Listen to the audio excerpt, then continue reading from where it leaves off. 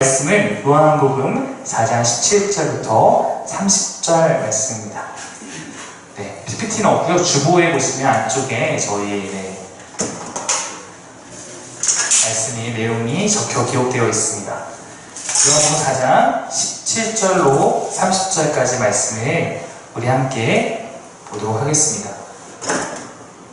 네, 말씀이 짧지 않기 때문에 오늘은 저하고 여러분이 함께 교독해서 읽는 걸로 하겠습니다. 제가 먼저 읽고 여러분이 그 다음에 읽고 한 절씩 교독해서 같이 말씀을 읽도록 하겠습니다. 집중해서 함께 같이 읽어주십시오.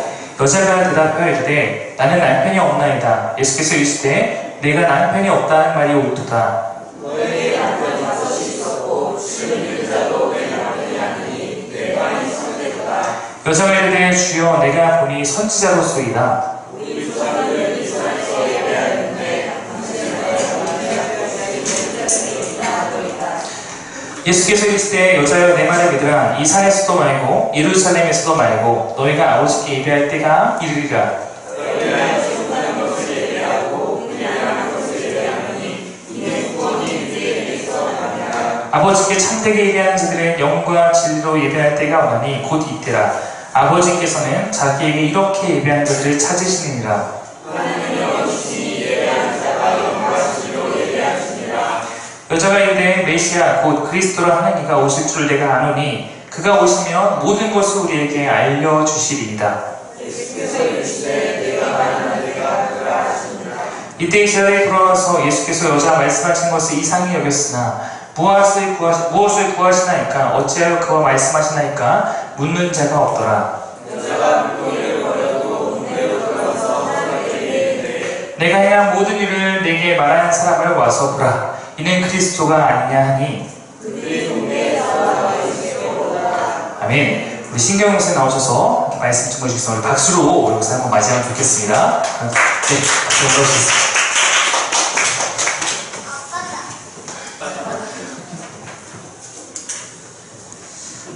반갑습니다. 오늘 이 시간 저희는 모두에게 하나님 은혜가 가득하기를 기도하고 축복합니다. 아멘. 저는 경기도 고양시에 있는 홍익교회, 제가 사역하고 있는 것은 또 삼성 캠퍼스라고 캠퍼스가 두 군데가 있는데요. 그쪽에서 사역을 하고 있고요. 이번 한 주간 휴가 기간이에요. 섬기고 있는 교회에서 다른 공동체에서 예배를 한번 드릴 수 있는 시간을 허락해줘서 이렇게 오늘 이거 상임위기에 오게 되었고요. 강경규 목사님하고는 에스라 성경대학원 대학교에서 같이 공부를 했었어요. 1년 동안은 기수생활을 했었고요. 또 1년은 월요일만 가서 공부를 했었는데 강 목사님과 함께 하나님 나라에 대해서 고민도 하고 공부도 하고 또 아주 가끔은 야밤에 나가서 치킨 먹기도 하고 그런 추억이 있었습니다. 마태복음을 한다는 얘기를 들으면서 그 양윤기 교수님의 그 마태복음 그것을 이제 시작했구나라는 것을 알게 됐고요. 예수님 족보 뭔지 저는 딱 알아요. 이렇게 딱 보면서 드디어 하나님 나라의 가치에 대해서 하나하나 풀어내기 시작했구나라는 흐뭇한 마음이 저한테 또 있었었고요. 감사한 마음이 있었었고요. 또한 이 양주라는 지역은 제 개인적으로도 품고 있는 지역 가운데 한 군데입니다. 왜냐하면은 저희 아버님이 목회를 하시는데 혹시 양주 초입의 준회교회라고 보셨습니까? 그 교회 담임 목사님이 저희 아버지셔요. 그래서 저도 그 준회교회에서 청년시대에 이곳에서 보냈어요. 양주가 준회면이었던 그때, 원래 양주시가 아니었잖아요. 준회면이었는데 청년회 때 제가 이쪽 지역에서 청년연합활동도 했었었고요. 그 양주 준회교회 아버님 교회에서 청년회장, 중고등부 하면서 이 양주는 저한테 있어서도 기도로 품는 지역이라는 것이죠. 몇 주 전에 우연히 안부 전환하게 됐어요. 강 목사님이랑. 그래서 궁금하기도 하고 교회가 잘 세워지고 있는지 안부를 묻다가 외부 목사님들을 이렇게 가끔 몇 달씩 한 번씩 초빙해서 말씀을 전한다라는 거예요. 그래서 저보고 혹시 시간 되면 올 수 있냐고 순간 흔들렸어요. 휴가 기간인데 어떻게 할까? 근데 제 안에 열망이 또 타올랐어요. 어떤 열망이냐면은 이 양주라는 이 강사리 이 지역에 상임의 교회가 세워졌고 또 예배 공동체가 시작됐다는 그 마음 가운데 하나님의 마음 함께 전하고 싶은 거예요. 부족하지만 강 목사님에게도 힘을 실어드리고 싶었고 또 이 상임의 공동체를 위해서 와서 현장에서 보고 나면은 또 기도가 달라지잖아요. 그러면서 고민하는 가운데, 기도하는 가운데 이곳에 와서 말씀을 함께 나눠야 되겠다라는 마음을 품고 가겠다라고 했어요. 그래서 오늘 이렇게 오게 된 것이고요. 기도하는 가운데 이 예배에 대한 마음이 들었어요. 예배 공동체 시작이 되었잖아요. 참된 예배는 뭐고 예배공 세워가는 우리에게 있어서 어떤 것이 필요할까. 그러면서 오늘 이 본문이 좀 생각이 났고요. 오늘 본문의 제목은 예배가 답입니다 라는 제목인데 함께 고백해 볼까요? 예배가 답입니다. 예배가 답입니다. 예배가 답이라는 거죠. 오늘 이 시간 우리가 하나님을 향한 그 예배가 회복됨으로 말미암아 참된 예배가 회복되기를 원하고요. 또 예배자로서의 기쁨의 삶을 살아가는 우리 모두가 되기를 기도하고 축복합니다. 예배라는 것은 무엇일까요? 이 예배라는 것은요, 가장 잘 알려진 정의는 자기보다 높은 존재에게 올려드리는 존경심, 숭의, 경배, 찬사, 영광을 올려드리는 것이라는 뜻을 갖고 있어요. 또 오늘 본문에서 예배라는 이 단어가 10번 나오게 되는데 이 단어는 헬라어로 프로스쿠네오라는 단어를 쓰고 있는데 이 단어의 뜻은 누구누구를 향하여 절하다, 엎드리다, 입맞추다 라는 그 친밀감을 또 얘기하고 있습니다. 사김의 교회의 이름을 딱 보는 순간 제가 딱 느낌이 오는 것이 뭐냐면은 요한 1서 1장의 말씀 생각이 났어요. 나중에 예배 마치고 강종영 선생님께 물어볼 것인데 제 느낌상 요한 1서의 사김이라는 단어에서 또 이것을 따오지 않았을까라고 생각을 해보는데 그 요한 1서를 보기에는 사김이라는 단어가 나오거든요. 그러면서 하나님 아버지와 예수 그리스도로 말미암아 그 사귐이 충만함으로 말미암아 우리에게 기쁨이 충만할 것이다 라는 말씀이 나와요. 그러면서 또 보니까 위드라는 것도 딱 했어요. 아마도 하나님과의 그 사귐으로 충만하고 그 사귐이 이웃까지 흘러가는 그런 교회의 흐름이 있지 않을까라는 것을 오늘 예배하는 가운데 제가 딱 깨달았어요. 그래서 요한에서 딱 보니까 딱 맞더라고요. 우리가 예배 가운데 이 예배라는 단어를 통해서 알 수 있는 것은 뭐냐면은 그 하나님과의 그 은혜가 충만함으로 말미암아 이웃에게 흘러가는 것이거든요. 오늘 이 예배의 흐름에 대해서 예수님과 사마리 여인이 대화를 나누기 전에 그 앞부분에 어떤 내용이 있었냐면은 우물물에 대한 내용이 있었어요. 예수님이 그 물이라는 것을 매개체로 통해서 인생의 갈급함을 채우려고 했던 그 여인에게 접근하셨던 거죠. 그러면서 그 여인에게 너에게는 5명의 남자가 있었고 지금 이 남자도 네 남편이 아니다 라고 하면서 인생의 갈급함의 문제를 직면하게 하고 그 여인이 말했던 내용이 아니거든요. 예수님이 다 아셨던 거예요. 너에게는 과거에 5명의 남자가 있었고 지금도 네 남편이 아니지 않느냐. 그러면서 나의 모든 과거를 아는 그분이 선지자구나 라고 하면서 오늘 본문에 선지자 아닙니까? 라는 고백을 하고 나서 그리고 오늘 갑자기 여인이 예배로 나가고 있다는 거예요. 그러면서 선지자로 여겨졌던 그 예수님 앞에서 자신의 죄가 드러남으로 말미암아 자신의 그 죄의 용서를 받을 수 있는 그 예배의 장소, 예배의 방법에 대해서 여인이 질문하게 됩니다.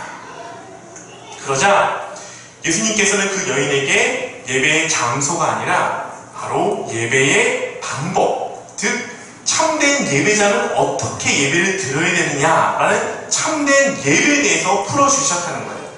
그러면 참된 예배는 뭐가 돼야 되느냐? 첫 번째, 참된 예배란 우리 예배의 대상이 바로 하나님이심을 알아야 되는 거예요.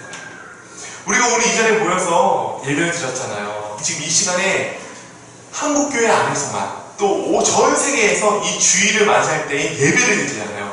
예배를 드리는 이유와 목적이 우리 예배를 받으시는 하나님, 우리 그분께 예배하는 거예요. 그쵸?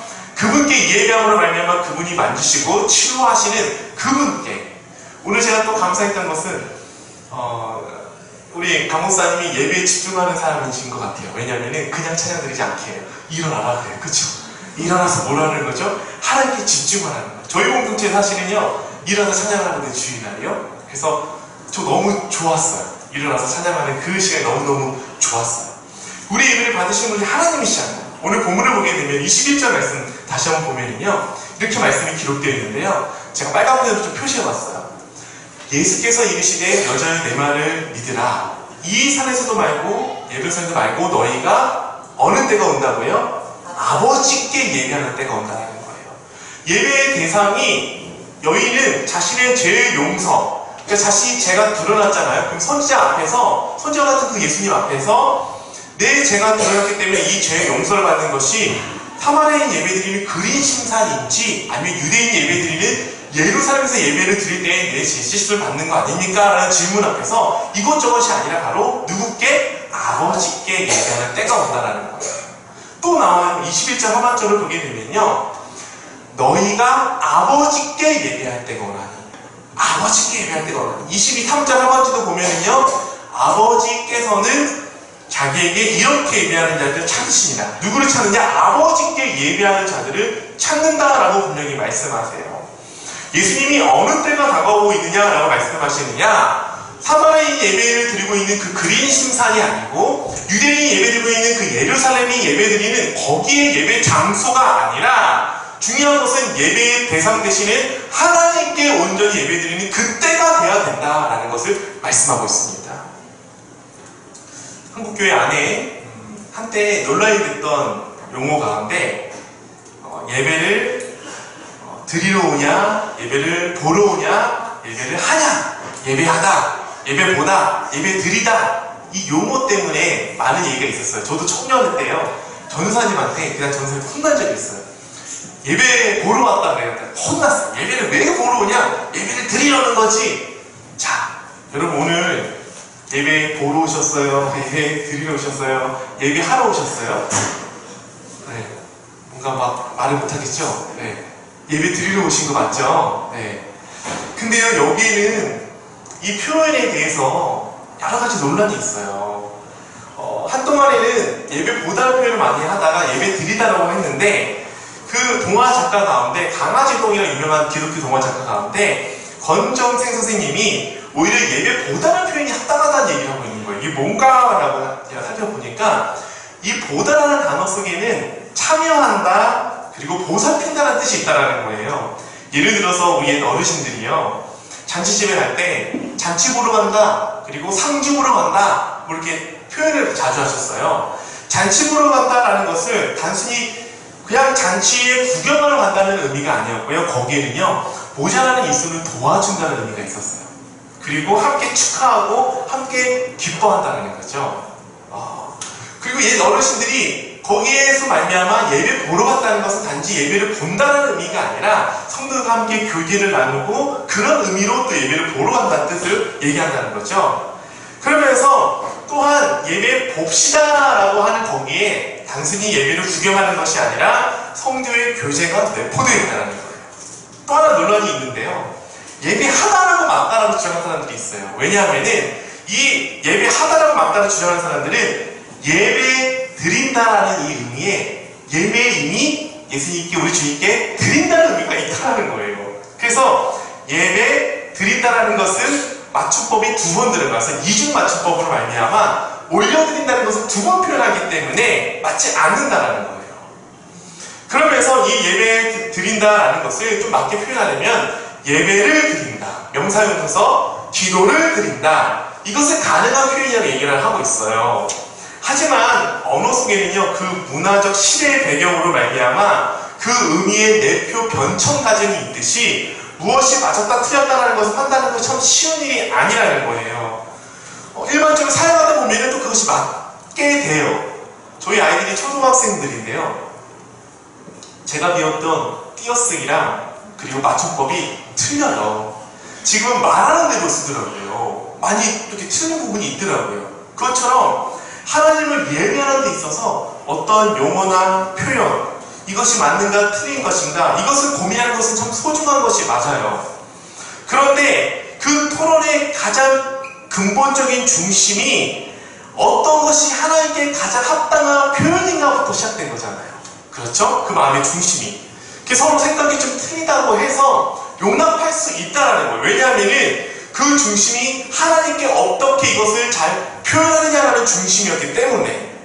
그래서 용법과 표현상 맞지 않는다 할지라도, 예배하다가 가장 맞는다 표현을 할지라도 저도 예배 드린다를 가장 선호하거든요.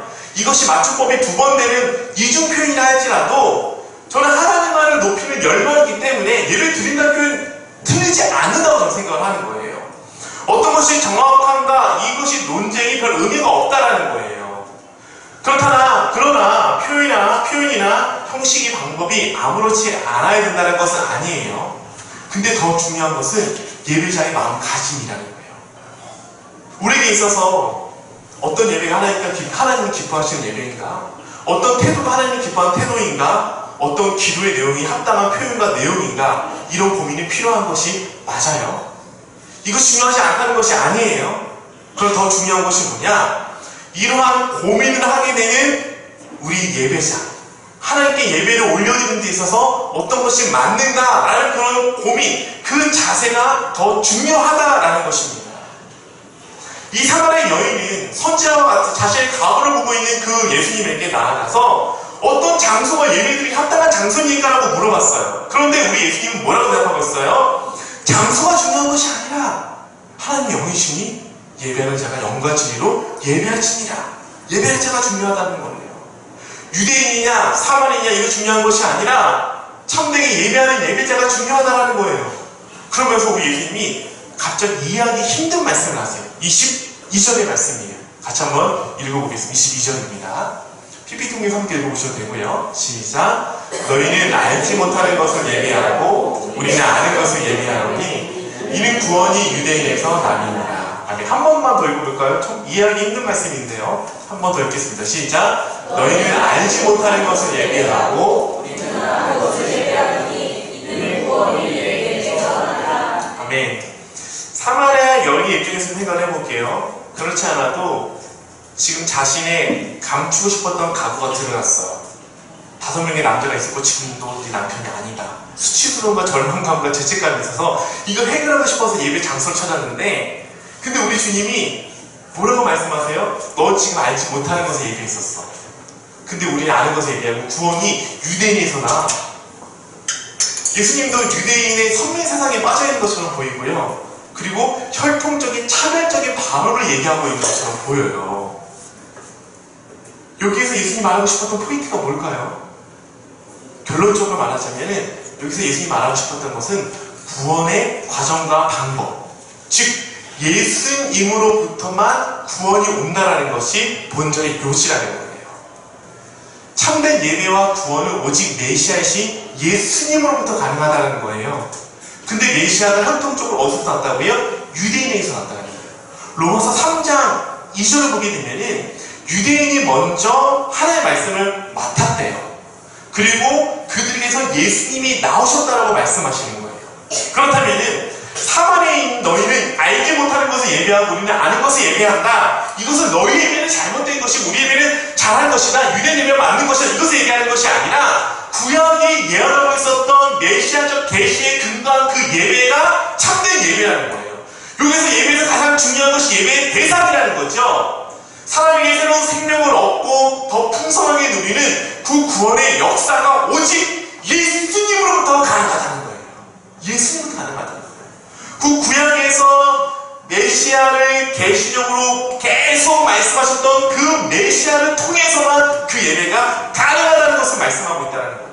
우리가 아무리 이 예배에 외적으로 경건과 엄숙함과 그런 거룩함의 요소가 있다 할지라도 그 예배의 중심이 우리 주님이 아니라 나의 감정. 오늘 나의 감정은 별로 예배드리고 싶지가 않아. 나의 상태, 그런 나의 어떤 전통, 형식, 나의 생각, 이것이 예배 자체가 된다면 참된 예배가 될 수 없다라는 거예요. 메시아적인 약속과 계시에 근거한 예배만이 참된 예배가 될 수 있다는 것입니다.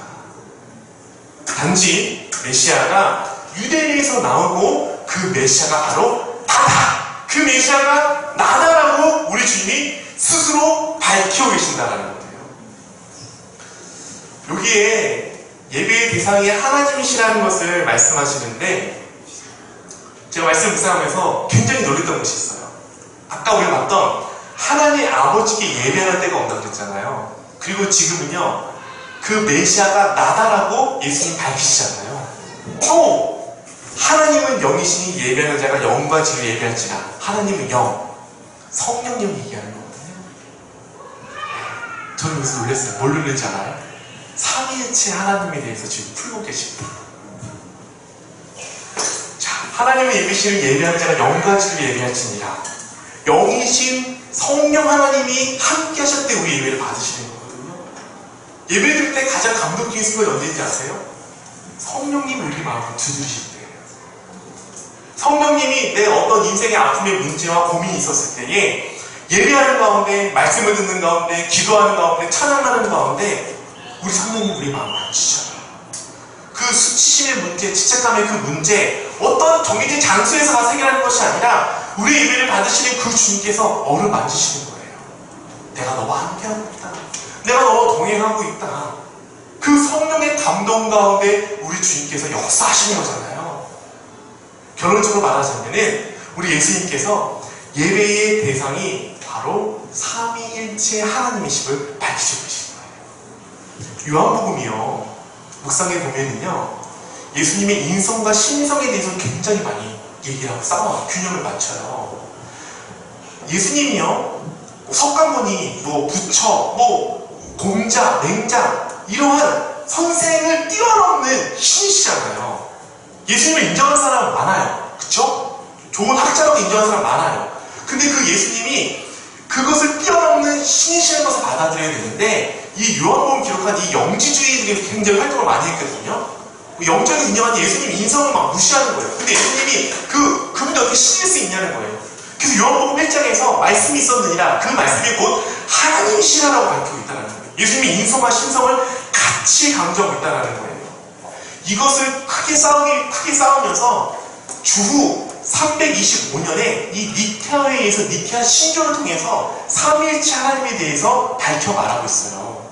어떤 내용이냐면은 우리가 믿는 하나님은요, 창조주이시며 보이는 것과 보이지 않는 것을 만드신 한 분 전능하신 하나님을 믿습니다. 이게 니케아 신조의 고백이에요. 또한 이런 고백이 있어요.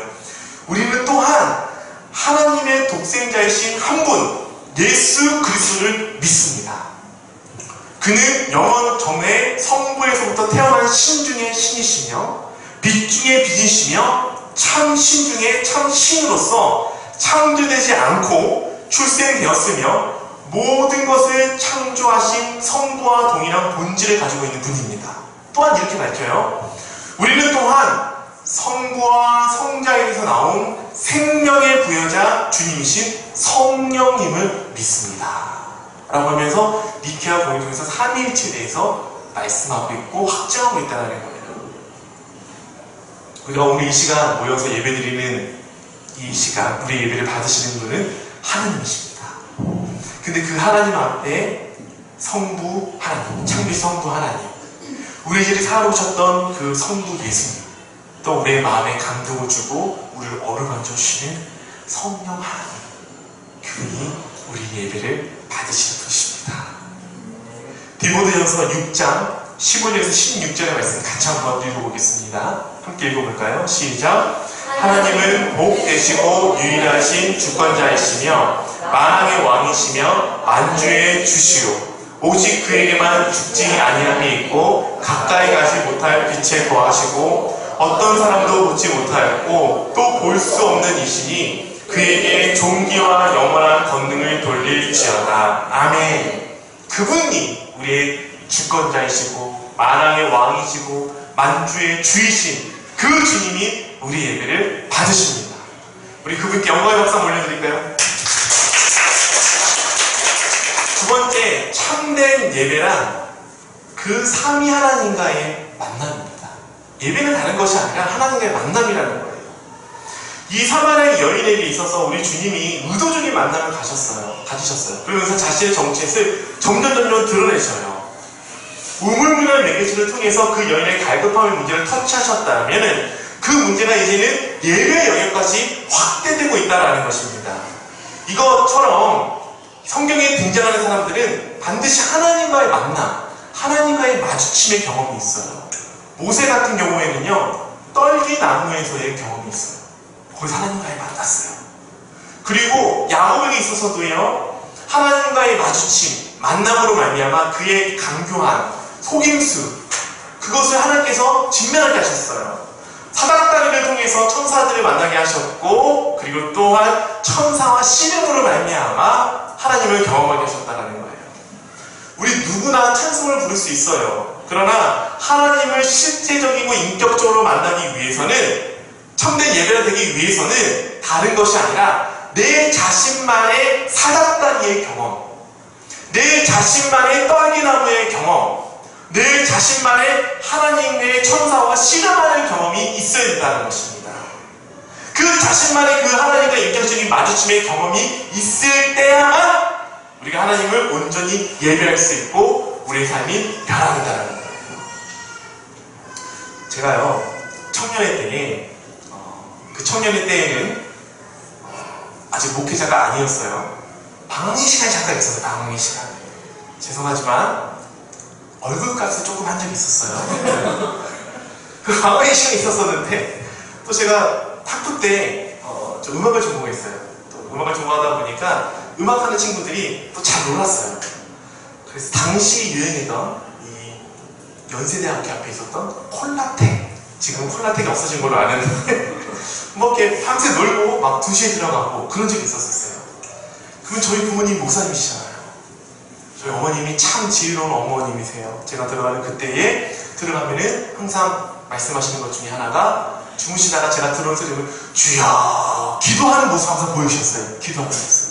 아들을 위해서 기도하고. 그러다가 더 이상 이러면 안 되겠다. 나도 여름에 여러분들 캠프 다녀왔듯이 그 당시 제가 조경호 목사님의 습관하는 성경 통독이 있었어요. 결단을 하고 제가 거기에 들어갔어요. 거기 들어가니까 말씀으로 계속 읽거든요. 말씀 읽고 찬양하고 기도하고. 그게 수련의 전부예요. 첫째 날 너무 마음이 답답한 거예요. 막 짓누르는 거예요. 제 안에 인생의 방황이 있고 주님이 아닌 다른 곳으로 더 찾으려고 했던 제 마음에 그런 갈급한 문제가 있었거든요. 그 제 영역에 해당하지 않으니까 막 짓누름이 있는 거예요. 말씀이 들어가니까 막 가슴이 답답해지는 거예요. 답답해지는 거예요. 그래서 막 밖에 나갔다가 숨 한번 크게 쉬고 다시 들어와서 내가 왔으니까 말씀 읽어야지 막 답답한 거예요. 두 번째 날 드디어 하나님께서 은혜를 저에게 부어주셨는데, 이 말씀이 들어가니까 제 영이 막 살아나면서 어느 순간 어느 타이밍인지 모르겠는데 갑자기 눈물이 나면서 하나님의 인격적으로 경험하는 시간이 오게 된 거예요. 말씀이 막 눈물이 계속 나는 거예요. 찬양하는 눈물이 나는 거예요. 그러면서 그 전에 있었던 그 답답함, 죄로 인해서 누렸던 저의 영적인 답답함이 풀어짐으로 말미암아 참된 자유를 경험하게 되고, 말씀이 꿀송이처럼 달게 되는 은혜를 경험하게 됐어요. 여러분, 예배가 하나님과 만남이잖아요. 말씀이요, 처음부터 꿀송이처럼 단단한 것은 거짓말이에요. 처음에는요, 말씀 읽다가 잠이 오고요, 이 말씀 몰라서 그냥 이게 뭐야라고 읽게 되고, 그러다가 어느 순간 성령께서 우리를 터치하고 만져줌으로 말미암아 그 말씀이 꿀송이처럼 달게 되는 그 경험이 우리 안에 있기를 기도하고 축복합니다. 불면증 있는 자들 있습니까? 제가 추천해드립니다. 에스겔 말씀 추천해드리고요.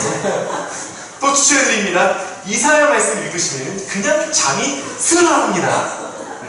불면증 있는 자요, 말씀을 찾으라. 그러다가 어느 순간 그 어려운 계시의 말씀도 깨닫는 은혜가 주어지게 된다는 거예요. 그렇기 때문에 우리가 이 예배 공동체를 통해서, 이 상금의 교회 공동체를 통해서, 여러분도 지난주에 어디 또 섬기고 오셨다고 얘기 딱 광고를 들었는데 너무 감사한 것은 뭐냐면은 이런 영적 추억을 여러분들이 만들어 가시는 거예요. 지난주에도 저희 공동체에 수련회가 있었거든요. 우리 아동부 아이들이요. 수련회하는 모습 보면서 제가 너무 기뻐요. 공동체가 이제 성장하고 하면서 섬기는 교사님들, 또 선생님들 애쓰고 수고하는 모습을 보면서 제가 너무 감사했는데, 그 가운데 어떤 것이 있었냐면은 식당에 소금물을 준비한 거예요. 소금물. 그래가지고 어떤 시간 그 조원이 6명이면 그 중에 2개가 소금물인 거예요. 그래가지고 소금물을 먹는 사람을 맞히는 거, 뭐 이런 거예요. 그러면서 의미는 너 이 세상의 소금이다. 그거를 이렇게 한 거예요. 근데 저도 그걸 딱 보는 순간 얘 추억에 빠진 거예요. 저도 청소년 때 어떤 수련회 프로그램이 있어요. 저희는 철로역정을 되게 많이 했어요. 철로역정. 막 돌아가면서 철로역정. 그래서 어떤 프로그램에서는 조장이 3통 가운데 하나를 딱 선택해요. 그럼 순종을 배우는 거예요. 조장이 선택을 다 마시는 거예요. 거기에는 콜라, 설탕물, 소금물. 근데 저희 중에 소금물을 뽑아가지고 그 짠소금을 억지로 막 이렇게 마셨던 그 추억, 상임의 교회, 우리가 주님과의 상임이고, 여러분 예배 공동체에 서로 상임으로 말미암아 영적 추억을 만들어가는 거예요. 영적 추억 함께 만들어감으로 말미암아 우리 강종기 목사님을 통해서 함께 하나님 나라의 가치를 만들어가고 세워나가고, 그러면서 이 상임의 교회가 이쪽 지역 안에서 소문나는, 이곳에 오니까 하나님을 만나고 경험하고 우리 인생 문제가 해결되고 하나님의 깊이 경험하는 그런 상임의 교회 공동체가 되기를 주님의 이름으로 기도하고 축복합니다. 제가 이거 함께 나누고 싶었어요. 함께 하나님의 임재를 나누고 싶었어요. 이 예배 공동체 가운데 성령님이 함께 우리가 하시는 그런 공동체가 되기 위해서 그런 열망을 품고요. 제가 들어오는 순간 제 마음이 울컥한 거예요. 저에게도 개척에 대한 마음이 있었었는데 전 용기가 없어가지고, 저보다 용기 있는 분이시거든요. 네? 그런 예배 공동체 함께 만들어 세워나가는 거 얼마나 여러분들 한 사람 상대에 소중합니까? 그렇기 때문에 이곳에 세워진 이 상임의 교회 공동체 통해서 먼저 하나님을 만나고, 그 하나님을 만난 그 풍성함으로 말미암아 이웃에게 향해서 하나님의 사랑을 흘러보내줄 수 있는, 찬양에도 제가 그 찬양 잘 모르거든요. 흘러넘치리 계속 반복하는데, 아 역시 사랑의 교회 모토구나 이것이. 흘러넘치리. 그래. 음정은 생각 하나도 안 나요. 그냥 흘러넘치리 하는 거예요. 그런 고백처럼 우리에게 있어서는요, 영적인 존재예요. 하나님의 생기가 우리 안에 있잖아요.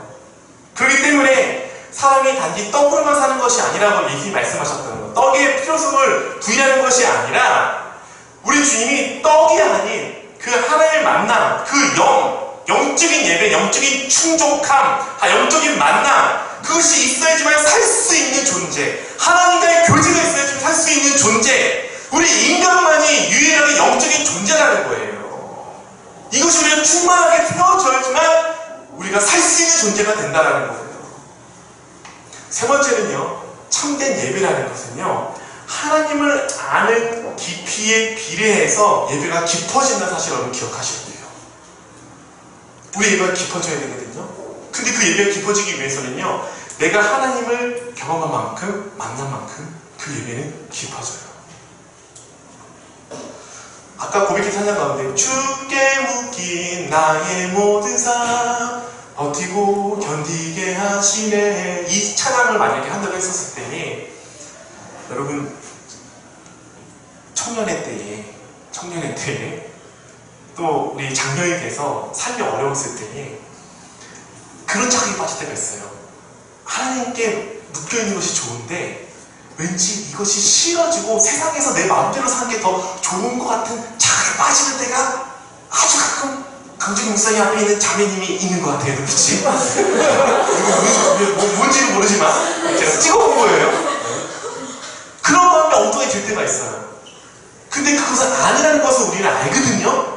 근데 엉뚱한 생각이 들 때가 있어요. 근데 그때에 죽게 묶인 나의 인생 때문에 내가 그렇게 못 가고 다시 주님께 돌아오는 것이 우리 그리스도의 삶이거든요. 그런 경험이 있다면 죽게 묶인 나의 모든 삶 버티고, 그래 죽게 묶인 나의 삶 버티고, 이런 경험이 있다면 이 찬양의 가사는 그냥 가사가 아니에요. 제가 예배 사역을 오랫동안 했었어요. 찬양 인도 사역을. 저희 공동체에서 예배학교를 하면서 예수전도단 하와이 코라에 있는 아론마커 그 예배 인도자를 초청한 적이 있었어요. 저도 예배 인도에 깊이 관심이 있어가지고 그분한테 이렇게 질문했어요. 어떻게 하면 온내준과 함께 하나님의 깊은 임재로 들어갈 수 있느냐라는 질문인데, 그분이 딱 대답해준 거 제 마음에 확 남은 게 뭐냐면 이런 얘기를 했어요. 예배 인도자가 경험한 하나님의 깊이만큼 온 회중들을 하나님의 보좌 앞에 함께 나아갈 수 있습니다. 근데 그 얘기가 저한테 딱 꽂히는 거예요. 제가 경험한 하나님의 깊이만큼 함께 예배하는 가운데 주님의 보좌 앞에 온 회중과 함께 나아갈 수 있다는 얘기거든요. 그래서 제가 홀로 기타 들고 고바에 가서 예배 엄청 깊게 드렸던 기억이 저한테 추억이 있다는 거예요. 이 사마리아 여인이요, 처음에는요 예수님을 낯선 유대인으로 받아들였어요. 유대인과 사마리아에 상종하지 않고 얘기도 안 했거든요. 근데 그 낯선 유대인이었는데 어느 순간 말씀을 보게 되면 중간을 고백을 하게 되고, 또 어느 순간 선지자를 고백하게 되고 바로 내가 메시아라는 그런 메시아를 밝힘으로 알고 와서 보라라고 내가 만난 그분 너에게 확인해 보라라고 메시아까지 깊이 나아가고 있다는 거예요. 와서 보라라고 그 주님을 전하는 삶의 자리까지 이르렀다라는 거예요. 책 가운데 어떤 책이 있냐면은 예배인가 쇼인가라는 책을 보게 되면은 이 토존하는 분이 쓴 책인데 이런 문구가 있어요. 그렇기 때문에 우리의 예배의 삶이 단순히 주일만 예배 드린 것이 아니라 우리가 하나님을 깊이 예배를 드렸다면은 우리 삶의 영역까지 확장되어서 우리가 예배의 삶을 살 수 있다는 얘기를 하면서 이런 글귀가 있어요. 제가 읽어드릴게요. 만일 당신이 일주일에 7일간 하나님을 예배하지 않는다면 당신은 일주일에 단 하루도 하나님을 예배하지 않을 것이다. 주일 예배 후에 월요일 예배, 화요일 예배, 수요일 예배 등으로 삶의 예배가 계속 이어지지 않는다면 주일 예배가 의미가 없다. 월요일부터 토요일까지 계속 삶의 예배가 이어지지 않는다면 주일의 공적 예배 또한 참 예배가 아니다. 이번 한 주 우리가 각자 삶의 자리가 어디에 서 있든지 그 삶의 자리에서 예배하는 참된 예배자의 삶을 살아가기를 기도하고 축복합니다. 그 참된 예배자의 삶을 살아서요, 다음 주이나 우리가 또 이 자리에 모여서 함께 예배드리는 그때가 오잖아요. 그러면 우리가 이미 일주일 동안 예배를 드리는 삶을 살았기 때문에 여기에서 예배드리는 그 찬양하는 그 첫 시간부터 그 하나님의 임재가 가득한 준비된 예배자의 삶을 살았기 때문에 강력한 하나님의 임재가 가득한 그런 예배가 되기를 기도하고 축복합니다. 예배라는 것이 무엇입니까? 하나님을 만나는 것이에요. 예배의 장소가 중요한 것이 아니라 우리가 준비된 예배자의 자세의 삶을 살았다면은 그렇다면 공적인 이 예배가 하나님의 폭발적인 임재가 있는 예배를 드릴 수 있는 거예요. 그런 예배의 책임이 우리 모두에게 있다는 거예요. 혹시나 해결나 이번 한 주의 삶이 무너졌습니까? 내가 오늘 주 앞에 예배드리기에 너무나 부끄럽고 수치스럽고 죄책감에 눌려있는 그런 영적 상태이십니까? 너무나 부끄럽습니까? 주님 앞에서? 그걸 염려하지 마세요. 왜요? 삶의 예배가 준비돼서 오늘 폭발적 예배 드리는 것도 중요하지만 우리 예배가 무너졌다면 다시 오늘 이 시간 회복하면 되는 거예요. 나를 만지시고 나를 치료하시고 예수 그리스도의 보혈에 근거한 그 성령께서 우리의 마음을 다시 만지셔요. 비록 너는 검고 수치스럽다 할지라도 우리를 이렇게 세우시는 분은 바로 우리를 여전히 사랑하시는 하나님의 아름다움이십니다. 그 하나님의 아름다움에 힘입어 우리가 예배자리에 나와야 돼요. 제가 신방하다 보면 이런 경우가 있어요. 이번 주일에 예배자리에 못 나오셨어요? 이렇게 하면은 목사님 제가 이번 주에 3일자가 너무 엉망이었어요. 제가 이 문제 좀 해결하고 주님 앞에 나와야 돼요. 그럼 제가 뭐라 그러는지 알아요? 그러니까 예배자리에 나와야죠. 근데 우리는요 내 스스로 너무 정결하게 되어야 되는 생각을 하는 것 같아요. 내가 좀 주님 앞에 나가기 떳떳해야지만 그래야지만 주님 앞에 나와야 되는 생각을 하고 있는 거예요. 그게 아니라는 거예요. 내가 비록 무너져 있고 넘어져 있고 수치스럽고 절망 가운데 있다 할지라도 나의 마음을 만지시는 분 오직 여호와 하나님이시기 때문에 그렇기 때문에 더더욱 우리가 예배자리에 나옴으로 말미암아 주님을 예배함으로 말미암아 우리의 영이 회복됨으로 말미암아 우리의 삶의영까지 회복되는 우리의 모든 주님 보시기에 아름다운 인생 되기를 기도하고 축복합니다. 고린도서 10장 31절을 보게 되면 너희를 먹든지 마든 무엇을 다 하나님 영광 위해서 고린도서 12장을 보게 되면 너희 몸을 하나님이 기뻐하시는 영적 예배 하나님의 기뻐하는 영적 예배 너희 몸을 하나님께 올려드려라. 그래서 2장을 보게 되면 너희는 아름다운 덕을 선포하는 자리까지 가라라고 말씀하셨어요. 그러므로 우리가 직장생활 성실하게 하는 것도 예배자의 모습인 거고요. 가장으로서 책임 있는 삶을 살아가는 것도 예배자의 모습인 거고요. 만약 공부하는 학생이라면 그 공부 열심히 하는 것도 예배자인 거고요. 사랑하는 남편과 자녀를 위해서 저녁밥을 짓는 것도 그것도 예배의 삶인 거예요. 근데 우리 인생이 그런 시간 속에 불평으로 가득 차고 원망으로 가득 차고 짜증으로 가득 찬 그런 시간으로 채우는 것이 아니라 그 시간에도 우리의 예배를 받으시는 하나님께 경배하고 예배하고 길 가는 그 시간에도 설거지하는 그 시간에도 밥을 짓는 그 시간에도 공부하는 그 시간에도 나의 예배를 받으시는 분은 여호와 하나님이심을 기억함으로 말미암아 주께서 주시는 새로운 힘과 능력으로 말미암아 힘차게 살아가는 우리 모두의 인생 되기를 기도하고 축복합니다. 삶의 자리에서 실패했다 하셔도 괜찮습니다. 왜냐고요? 하나님께서 이 시간 그 예배자를 찾으시는데요, 나의 의가 아닌 하나님의 아름다움에 근거한 예배하는 예배자를 찾으시기 때문입니다. 그래서 우리가 이곳 양주시 강산 이곳에 세워진 이 상인의 공동체, 이 공간을 통해서 각자의 삶의 자리에 예배의 승리함으로 말미암아 다시 모이는 이 주일 이 시간 경축 예배가 되기를 원하고요, 감격 예배가 되기를 원하고요, 감사 예배가 되기를 원합니다. 삶이 이제 실패했다 할지라도 또 담대히 주 앞에 나오십시오. 나의 의가 아닌 주의 보혈의 능력을 의지함으로 말미암아 나오셔서 또 이 자리에서 우리 인생의 문제가 회복되기를 기도하고 축복합니다. 질문 드립니다. 주중에 드리는 나의 예배의 포인트는 어디 있습니까? 거기에서 승리하십시오. 거기에서 절망에 잠기지 마시고 원망에 잠기지 마시고 거기서 승리함으로 말미암아 복된 주의를 기대하고 기다리는 우리 모두가 되기를 기도하고 축복합니다. 우리 함께 찬양하고 싶어요. 나는 예배자입니다. 이 찬양 함께 좀 고백하고 싶은데요, 함께 좀 고백했으면 좋겠습니다.